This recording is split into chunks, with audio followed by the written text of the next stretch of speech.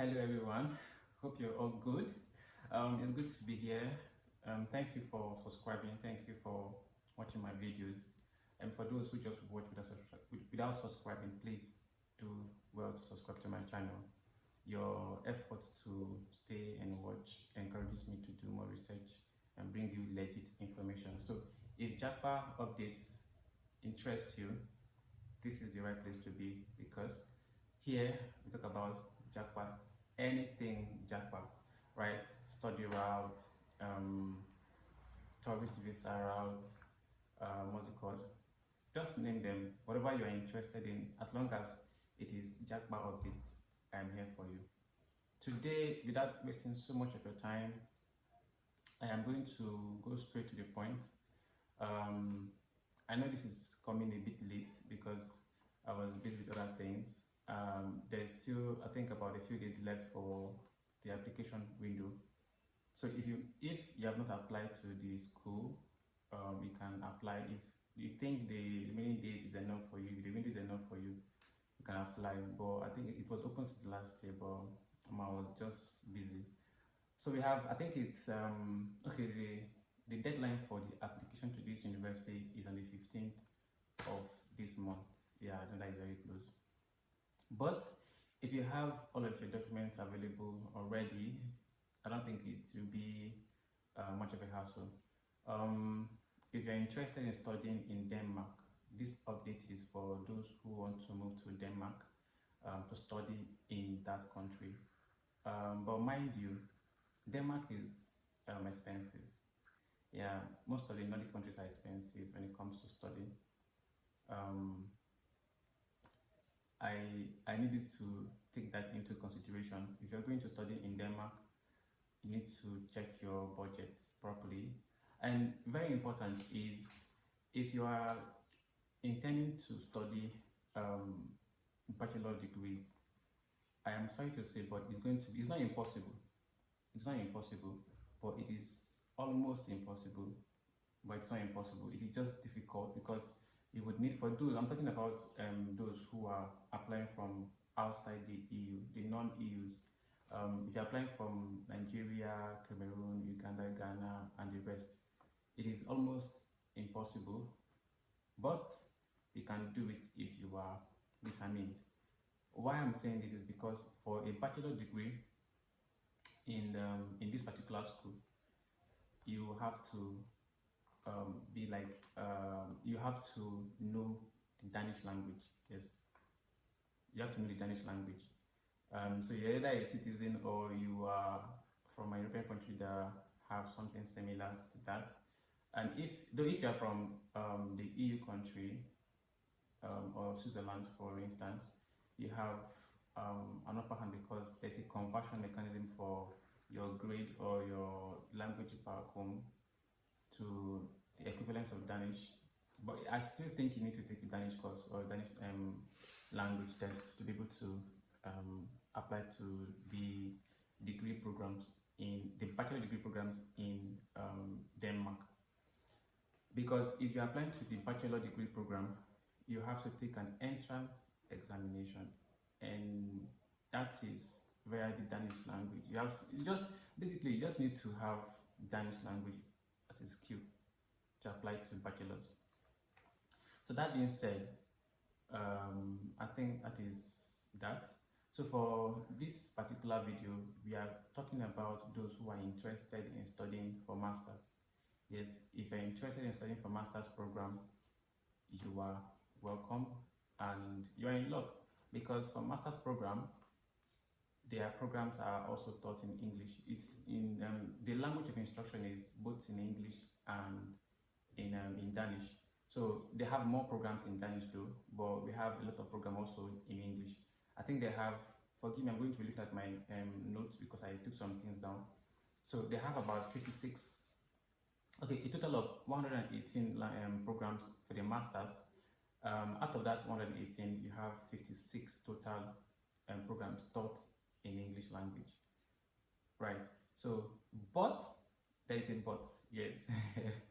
There's a but, because I think it applies to all Danish universities or Denmark universities, because it's not just, this is a public university and it's expensive. I think it's around 130,000 Danish kroner. That's around, I think that's a lot of money. I think around 19,000 euros thereabouts. All right, so it applies to all universities in Denmark. You have to show your proof of language proficiency via the TOEFL or the IELTS, right? So even if your language of instruction was or is English back home, you still need to prove your language proficiency level, right? So I believe before you set out to apply to programs abroad, you should have IELTS. But if you don't have IELTS, I think this phase will pass you by. There's going to be another opening for application intake this same year, but I think it's better this year though. Maybe before then, you have taken your IELTS and then you're ready for the program. That being said, there is also a minimum score for the IELTS. So if you want further details, I will suggest you visit their website for accurate details. These details I'm giving you are actually accurate, all right? But for more information, please visit their website, their official website, for further details regarding the required average for your IELTS score or TOEFL score. I think they accept Cambridge as well. Cambridge, whether online or physical, you can also submit that particular test as a proof of English or your language proficiency level. All right. To cut down the length of this video, I am going to go straight to the university that brings me to this video today, and that is the Public University of Denmark, which is the University of Copenhagen. The University of Copenhagen. Is it Copenhagen? Yeah, the University of Copenhagen. Yeah, the University of Copenhagen. It's a public university in Denmark, and even though it's public, it is still expensive. So, like I said, check your budget very well. It is very pricey. Yeah. So, for those who are interested in the master's program, here are the things you need to know upfront. Like I said, have it at the back of your mind that the deadline for the current ongoing application is 15th of this month, 15th of January. I think that is next week or so. So if you have all your documents ready, you can still apply. It's still not late. You can still apply. Although, even though we encourage early application, but because this information is coming from me very late, I still suggest you apply. It depends on the quarter allocated to or the place of study. If the place of study is filled up, then there might be a problem. But at the moment, all I know is that the application deadline is 15th of this month, and if you haven't applied and you're just in this video and you're interested, please do well to apply if you have your documents ready. So for those who want to apply for this school, there are things you need to know. There are very key and important things that you need to know before your application. First of all, you can only apply to 3 programs. Yes, you can apply to 3 programs, and that is it. 3 programs, not more, not less. 3 programs. And then the next thing that you need to know is that you must pay an application fee of 150 euros, an application deposit fee of 150 euros. Yes. Then if you're paying tuition, your tuition is paid per semester. Yes, your tuition is paid per semester. So for 4 semesters, you pay your tuition 4 times consecutively in one academic year. That is 4 semesters. How many semesters in one academic year? Okay. Anyway, you pay for a master. I think you pay 4 times or the whole semester. You have 4 semesters. If you have 4 semesters, you're paying 4 times. So every semester you pay your fee.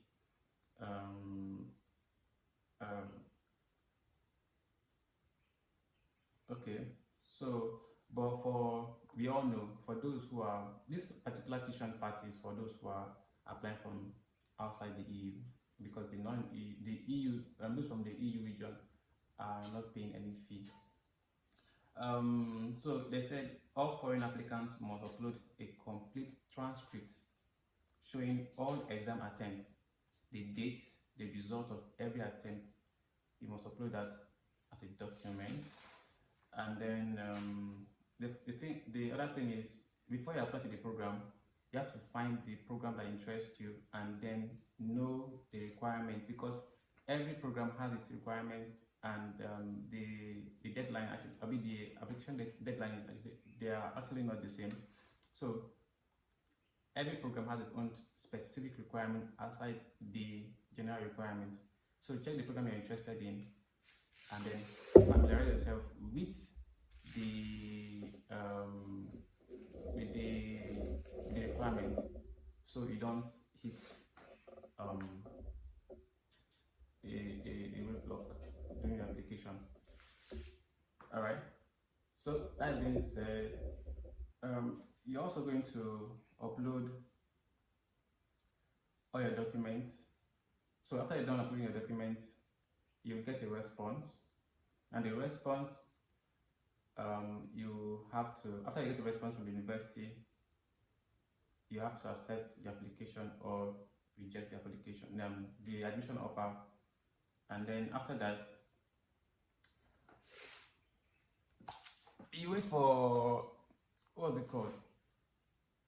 After that, you wait for, okay, so I think after you get a response from the university, the next step is to accept the admission or reject the admission.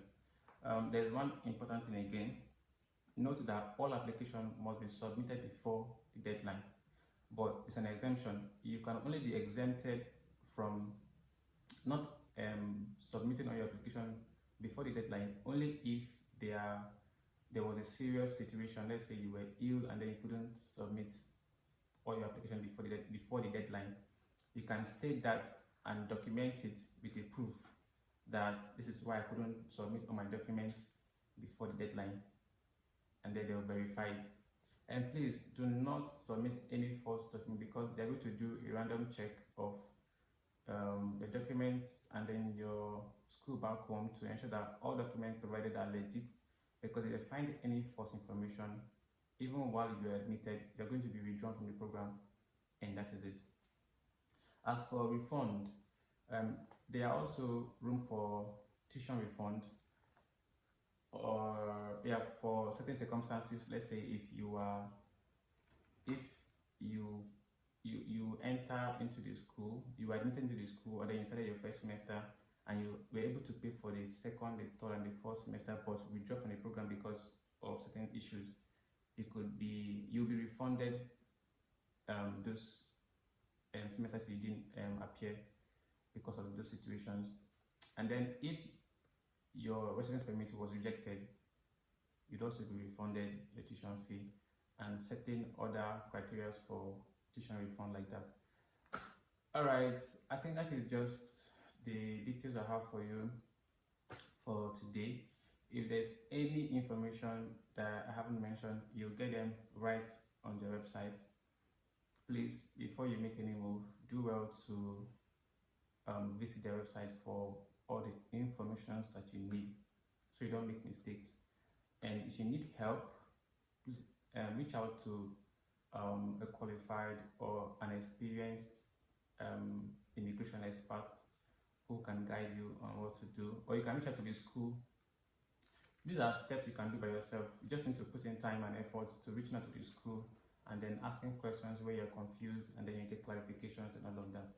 But these are the little details I can fetch and then drop for you, just to arouse your interest in the school. If you have the budget, I keep emphasizing that if you have the budget. All right. So thank you for staying for this long with me. I appreciate you, and please don't forget to subscribe to my channel and share so that others can see this video, so that YouTube can actually recommend this video to others. Thank you. If you find value in this video, please leave a comment and then hit the bell button for notifications just when I drop another video. Thank you so much, and see you in my next video. Bye.